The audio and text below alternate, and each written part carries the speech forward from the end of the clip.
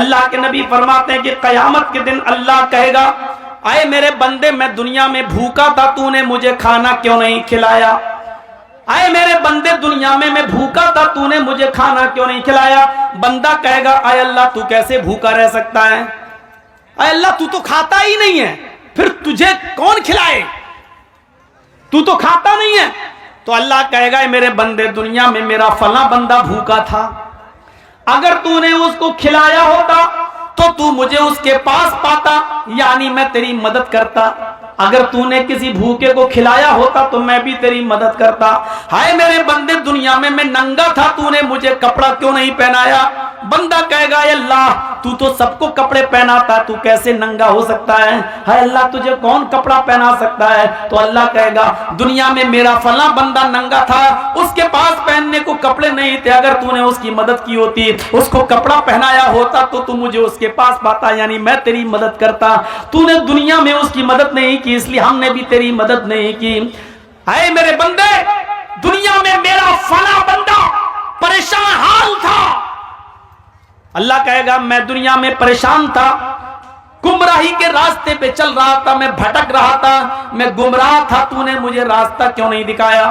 بندہ کہے گا اللہ تو سب کو ہدایت دیتا ہے، پھر تو گمراہ کیسے ہو سکتا ہے؟ اللہ کہے گا دنیا میں میرا فلاں بندہ غلط راستے پہ چل رہا تھا، اگر تو نے اس کو صحیح راستہ بتایا ہوتا، قرآن و حدیث کا راستہ، نبی کا راستہ، رسول کا راستہ بتایا ہوتا تو مجھے اس کے پاس پاتا، یعنی میں تیری مدد کرتا۔ اس حدیث سے پتہ چلتا ہے کہ خدمت خلق کتنی ضروری ہے، لوگوں کی سیوا، لوگوں کی خدمت اسلام کا ایک زبردست رکن ہے، اسلام کا ایک حصہ ہے۔ خدمت خلق کیے بنا، لوگوں کی سیوا کیے بنا ہم پکے سچے مسلمان نہیں ہو سکتے۔ میں سمجھتا ہوں کہ شاید یہ تقریر میں نے کہیں نہ کی ہو، یہ جملے میں نے ابھی تک کہیں نہیں بولے ہوں۔ تو سنو، نماز پڑھنا بہت آسان ہے، صبر کرنا آسان نہیں ہے۔ یہاں مشکل چیز کو اللہ نے پہلے پیش کیا ہے۔ اذان کی آواز آ رہی ہے، اللہ اکبر اللہ اکبر، امام پہنچ گیا، مؤذن حی علی الصلاۃ، آؤ نماز کی طرف۔ ہم وضو بنا کر نماز کے لیے جا رہے ہیں، ابھی مسجد میں پہنچے نہیں کہ کسی نے راستہ روک کر کہہ دیا آپ کا بیٹا بہت سیریس ہے، آپ کی ماں بہت سیریس ہے، تڑپڑا رہی ہے۔ میرے بھائیو یقین مانیے کہ ایسے موقع پر انسان کا صبر کا پیمانہ لبریز ہو جائے گا اپنا بیٹے کا جب بیماری کا نام سنے گا۔ ہو سکتا ہے کہ پھر وہ مسجد کے دروازے تک بھی نہ جائے اور وہیں سے پلٹی مار دے کہ نماز تو میں بعد میں بھی پڑھ لوں گا، قضا بھی ہو جائے گی، لیکن بیٹے کو وقت سے پہلے ہاسپٹل پہنچانا ضروری ہے۔ کہیں ایسا نہ ہو کہ ہاسپٹل لے جاتے ہوئے دیر ہو جائے اور ڈاکٹر یہ کہتے ہیں کہ تم نے 10 منٹ دیر کر دی، اگر 10 منٹ پہلے لائے ہوتے تو میں بچے کو بچا لیتا۔ میرے بھائیوں ایسے موقع پر انسان پر صبر نہیں ہوتا ہے، صبر کرنا بہت مشکل کام ہے۔ اس لیے اللہ تعالیٰ نے کہا نماز تو تم پڑھ ہی لوگے، نماز تو پڑھنا بہت آسان کام ہے، لیکن بیٹے کی بیماری، ماں کی اور باپ کی بیماری سوچ سن کر تم پہ صبر نہیں ہو سکتا ہے۔ اس لیے ایسے موقع پر صبر کا دامن تمہیں نہیں چھوڑنا ہے، اس موقع پر صبر کے ذریعے اللہ سے مدد مانگو۔ صبر، آپ کو معلوم ہے اللہ کے رسول ایک قبر کے پاس سے گزر رہے تھے، وہاں ایک عورت بیٹھی ہوئی تھی جس کا بچہ انتقال کر گیا تھا اور وہ اپنے بچے کی قبر پر بیٹھ کے رو رہی تھی۔ اللہ کے نبی نے اس سے کہا اللہ کی امانت ہے، لے لیا، چلو تم صبر کرو۔ وہ پہچان نہیں سکی کہ یہ اللہ کے رسول ہیں، اس نے کیا کہا ارے چل جا یہاں سے، آ گیا صبر کر صبر کر، صبر صبر کر چلانے والا جس کی اوپر گزرتی ہے وہی جانتا ہے، تجھے کیا معلوم کہ میرا بیٹا مر گیا ہے، میرے اوپر کیا گزر رہی ہے، تو کیا جانے۔ اس نے محمد رسول اللہ سے یہ کہہ دیا، اللہ کے رسول وہاں سے چلے گئے۔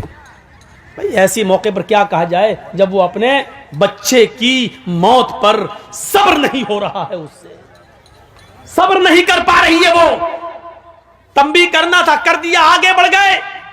بعد میں اس عورت سے 1-2 دن کے بعد کسی نے کہا تم نے جس آدمی سے یہ جملہ کہا جانتے وہ کون؟ وہ محمد رسول اللہ تھے، وہ اللہ کے نبی تھے جن کو میں نے یہ بولا تھا کہ ہاں۔ 3-4 دن کے بعد وہ اللہ کے رسول کے پاس آئی اور کہتی ہے مجھے معاف کر دیجئے اللہ کے نبی، میں آپ کو پہچان نہیں سکی۔ اب سنیے یہاں اللہ کے نبی کیا کہتے ہیں، اے اللہ کے رسول میں آپ کو پہچان نہیں سکی, مجھے معاف کر دیجئے, آپ نے مجھے اس دن صبر کی تلقین کی تھی, میں صبر کر رہی ہوں.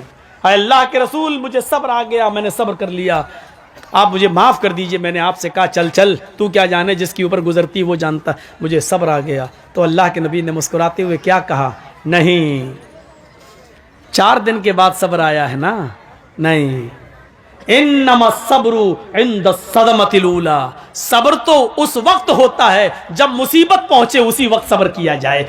بعد میں تو سبھی کو صبر آ جاتا ہے, 2 4 5 6 دن کے بعد, 1 ہفتے کے بعد تو سبھی کو صبر آ جاتا ہے. آج اگر 4 دن کے بعد تمہیں صبر آیا ہے تو کیا آیا ہے؟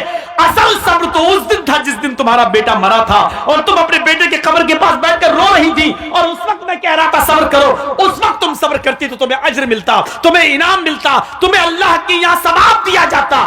4 دن کے بعد معافی مانگ رہی ہو اور کہہ رہی ہو کیا مجھے صبر آ گیا. آج صبر کا کوئی بدلہ تمہیں نہیں ملے گا. صبر تو وہ ہے جو مصیبت کے وقت آدمی کرے, بعد میں تو سبھی کو صبر آ جاتا ہے. صبر کو سمجھنے کی کوشش کرو. صبر یہی نہیں ہے ایک گاؤں کا مکھیا ہے, پولیس اور ایس ایس پی اور ڈی ایم سے اس کے تعلقات ہیں, ہم غریب آدمی ہیں, اس نے پکڑا تھپڑا مارا اور ہم پٹ گئے, کچھ نہیں کہہ رہے ہیں اس کو, کیوں؟ مکھیا ہے, اچھے تعلقات ہیں, صبر کر لیا. یہ صبر نہیں ہے, یہ صبر نہیں ہے, یہ ظلم کو سہنا ہے, یہ بزدلی ہے. آپ نے صبر نہیں کیا, آپ کے دل میں یہ تھا اگر آج اس کے پاور کے برابر میں ہوتا, یا اس کے برابر میرے پاس پیسہ ہوتا, یا یہ پوسٹ میری ہوتی, تب دیکھیں یہ کیسے ظلم کرتا, تب میں اس کو بتاتا. آپ ظلم صبر نہیں کر رہے ہیں, آپ ظلم سہ رہے ہیں, اور ظلم کو سہنا ایک اور جرم ہے, ایک اور پاپ ہے, ایک اور گناہ ہے, ایک اور یہ بزدلی. آپ نے, مسلمان کبھی بزدل نہیں ہوتا ہے, مسلم قوم ظلم سہنے کے لیے پیدا نہیں ہوئی ہے. آپ کے اندر غصہ ہے, ہونا چاہیے.